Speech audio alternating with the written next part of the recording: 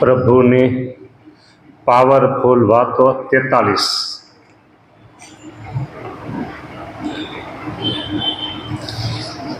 હરિસ્મૃતિમાં ચિંતામણી 7 ચાલે છે. એમાં સચ્ચિદાનંદ સ્વામી એની વાત આપણે કાલે કરી. ત્યાર પછી ભૌતિક દેહ અભૌતિક થયું અચરજકારી છે. એ કારણ હરિનું કહ્યું.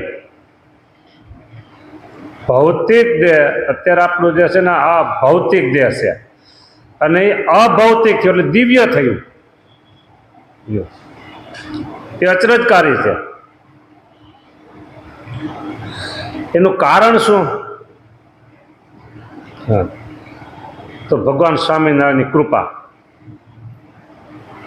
એક અને માત્ર એક ભગવાન સ્વામિનારાયણની કૃપા. એના બીજા શબ્દમાં કહેતો એની દયા, ત્રીજા શબ્દમાં કહેતો એનો આશીર્વાદ, ચોથા શબ્દમાં કહેતો એનો રાજીપો. બસ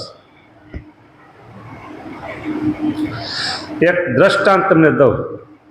તમે રહેતા હો ત્યાં તમારા પાડોશમાં કોઈ છોકરો બહુ ગરીબ હોય, એના માતા પિતા એટલી બધી કાંઈ આવક હોય નહીં. તમે જાણો છો કે ભાઈ સામાન્ય એક મજૂરીનું કામ કરે છે, અને છોકરાને ભણવાનું પૂરું થતું ન હોય, અને તમને થાય લે આ તારા 11મું ધોરણ છે ને, ફી વધારે એ છે, તારી ફી સ્કૂલની કેટલી છે, હાલ હું ભરી દઉં. છોકરે માગ્યું નથી હો, અને તમે સામે જઈ અને ત્યાં શિક્ષક વિદ્યાર્થીની સાથે સ્કૂલમાં જઈ એની ફી ભરી દો. આ તમારી કૃપા. એ છોકરાને મનમાં નહોતું કે આ પાડોશી મને સહાય કરશે, અને તમે સહાય કરી.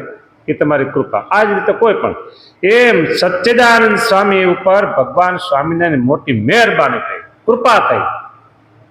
એટલે એનું દેહ હતું ભૌતિક અને અભૌતિક થઈ ગયું, દિવ્ય થઈ ગયું. તેને રૂંધા ઘરમાં ઘાલી રાખી, ચોકી તાળા આલી, તાળા મારે ઘરમાં રાખીને મારે તાળા મારીને બહાર ચોકી પેલો રાખી દીધો. પણ એ તો દિવ્ય દેહ અહીંયાથી નીકળી ગયા. લ્યો, ભૌતિક દેહ અભૌતિક થયું અચરજકારી છે. એ કારણ હરિનું કહ્યું. હા, અચરજકારી છે આ બધી વાતો.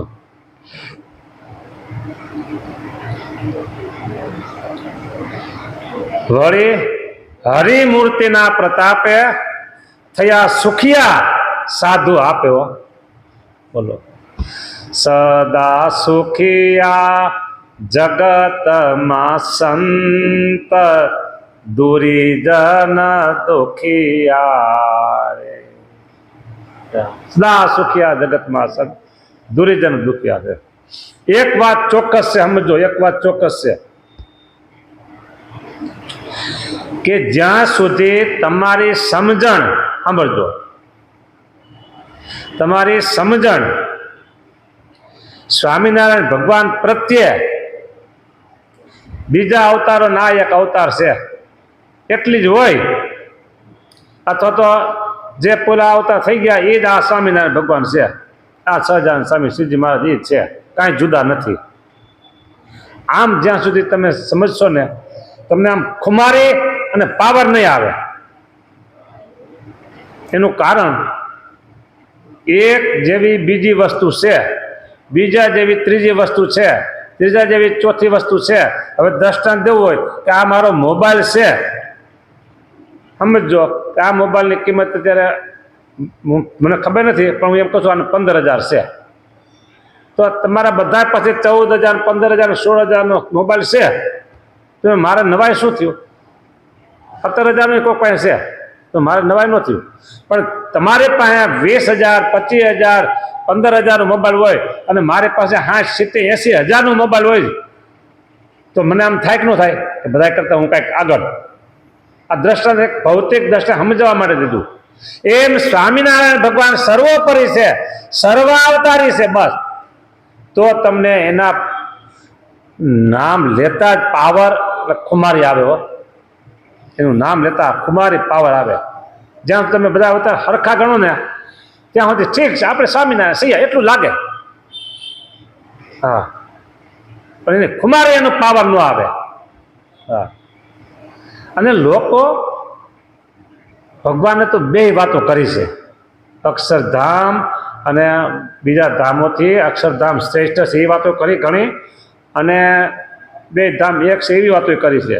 પછી સ્વામિનારાયણ ભગવાનના અવતારો બધા કૃષ્ણ ભગવાનનું ઘણા મહારાજ બહુ નામ લીધું છે, કીર્તનો બહુ છે, એટલે લોકોએ આવા હળવા હળવા ભાવના શબ્દો હતા ને લઈ લીધા અને ઊંચા ઊંચા ભાવના થઈને રાખી દીધા.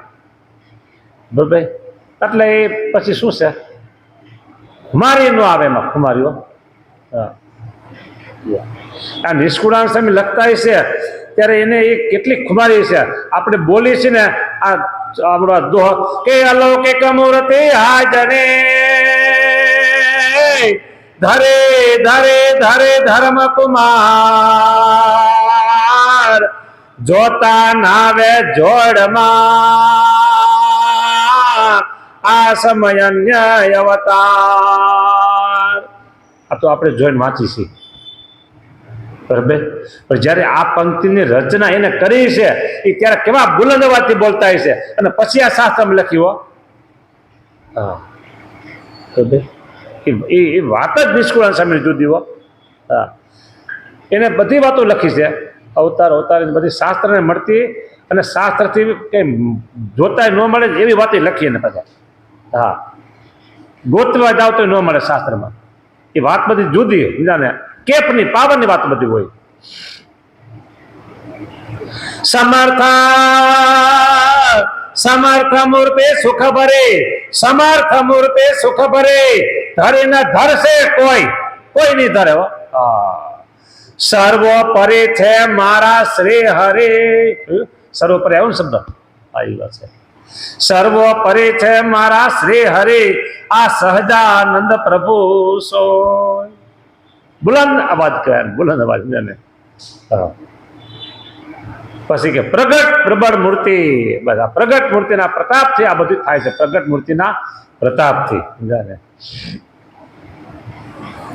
એક વ્યાપકાનંદ મુનિ અચરજકારી છે, તે પર મેર મોટી પ્રભુની અચરજકારી છે. સદા રહે મૂર્તિ માય અચરજકારી છે, હરે ફરે હરે છાય અચરજકારી. ક્યાં રહેતા હતા એ ખબર પડી? એક વ્યાપકાનંદ મુનિ અચરજકારી છે, તેની ઉપર મેર મોટી પ્રભુની, મોટી મેરો અચરજકારી છે. સદા રહે હરે મૂર્તિ માય અચરજકારી છે, હરે ફરે હરે છાય અચરજકારી છે. ક્યાં રહેતા હતા? ભગવાનની મૂર્તિમાં રહેતા હતા, અને હરે ફરે બધે. આ વાત કહીશ ને તમને હા તો પડશે, સમજવી અઘરી છે.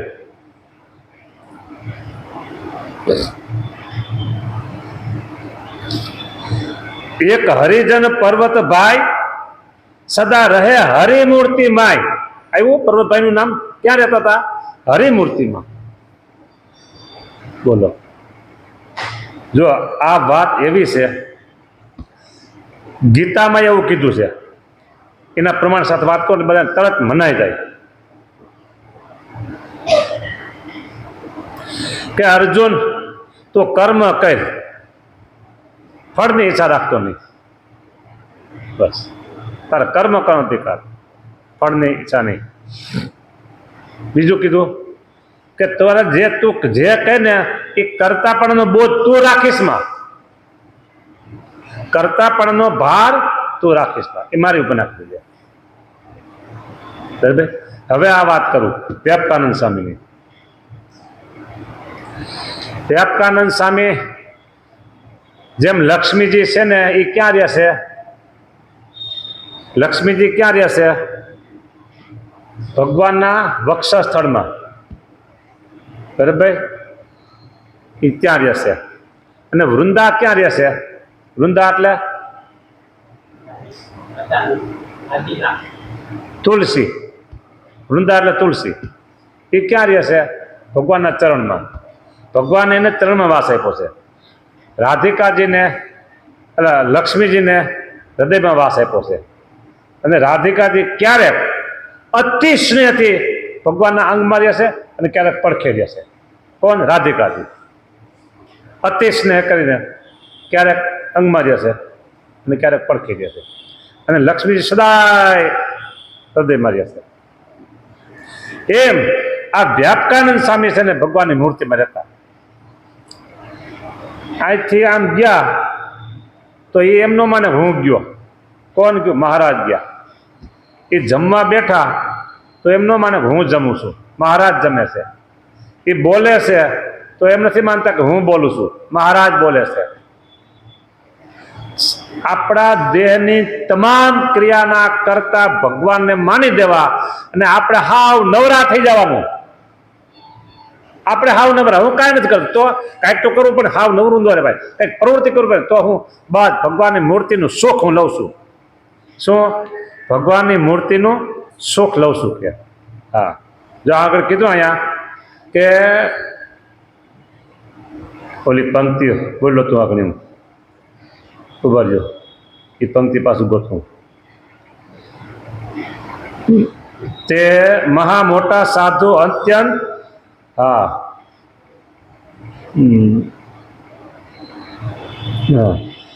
વળી હરે મૂર્તિ પ્રતાપે સુખિયા થયા સાધુ આપે. એ સુખિયા થઈ ગયા ક્યારે? ભગવાનની મૂર્તિનું સુખ લેતો સુખ્યા કહેવાય ને. તમે જમાવો તો એમ કહેવાય ને મેં જયમા. જયમાનો જયમા કહેવાય. એટલે આ સુખિયા થયા ક્યારે? ભગવાનની મૂર્તિનું સુખ ભોગવતા ભોગવતા. એટલે મૂર્તિમાં રહેવાનું અને આપણું કરતા પણ કાંઈ માનવાનું નહીં. તમે હમણાં પ્રદક્ષિણા કરતા હતા ને, તો પ્રદક્ષિણા હું નહોતો કરતો,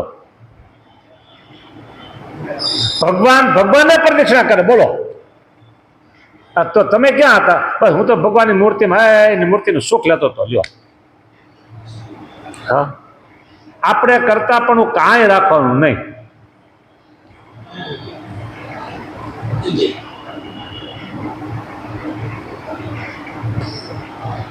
ખુલ્લા દર્શન, બસ. આપણે આપણો કરતા પણ કાંઈ રાખવું નહીં. જો હજી તમને દ્રષ્ટાંત દઉં.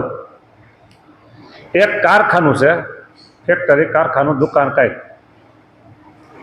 અને બે ભાગીદાર હો. એટલે બેમાંથી જવાબદારી તો આવી, પણ એક કે આપણે ભાગીદારી છૂટી, આપણે છૂટા, તો તમે શું કરશો? બસ મારી પાસે એટલી આવક છે એટલે હું બેઠા બેઠા ખાઈશ. એ નવરો થઈ ગયો ને, એ નવરો થઈ ગયો ને, કાંઈ માથે જવાબદારી રહી. એની પાસે એટલો પૈસો ભેગો થઈ ગયો છે અને વ્યાજમાંથી આમ તેમ બધું બેઠા બેઠા બેઠી આવક થઈ ગઈ, ભાડાના ત્યાં છે એટલે બેઠા બેઠા ખાય, મોજ મજા કરે. આ લૌકિક દ્રષ્ટિ સમજવા માટે છે. એમ આપણો ભાગ જે દેહમાં હતો ને, એ દેહમાંથી આપણે ભાગ છૂટો કરી નાખ્યો. દેહમાંથી આપણો ભાગ છૂટો થઈ ગયો ને આપણે રહી ગયા ભગવાનની મૂર્તિમાં અને સંપૂર્ણ કરનારા ભગવાન બની ગયા. ભગવાન હાલે છે, ભગવાન જુએ છે, ભગવાન બોલે છે, ભગવાન સાંભળે છે. કોઈ પણ નાની મોટી ક્રિયા કરે છે તો ભગવાન કરે છે, હું નથી કરતો. ભગવાન કરે છે, હું નથી કરતો. એટલે આપણો ભાગ આ દેહમાંથી નીકળી ગયો ને કરતા થઈ ગયા ભગવાન. હવે હા, એક વ્યાપકાનંદ મુનિ અચરજકારી છે, તે પર મેર મોટી પ્રભુની અચરજકારી છે. શું મોટી મેર? કે સદા રહે હરિ મૂર્તિ માય, સદા રહે મૂર્તિ માય અચરજકારી છે. હરે હરે હરે ઈચ્છાય અચરજકારી છે.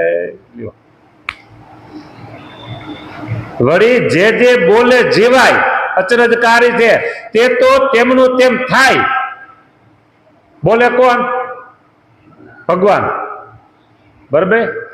આપણે દેખાને વ્યાપકાનંદ સાહેબ બોલ્યા, પણ એ બોલ્યા નથી. આ અત્યારે હું અહીં બોલું છું ને આ ભૂંગળામાં ને બહાર એનું સ્પીકર હોય તો તમને બોલતું કોણ દેખાય? હું દેખાવ કે ભૂંગળું દેખાય? સ્પીકર દેખાય ને, પણ હકીકતમાં સ્પીકર બોલે છે, કોક છે એ બોલે છે. એમ દેખાય છે વ્યાકરણ સામે હાલતા બોલતા એ દેખાય છે, પણ એ નથી બોલતા, અંદર બીજા કોક છે એ બોલે છે.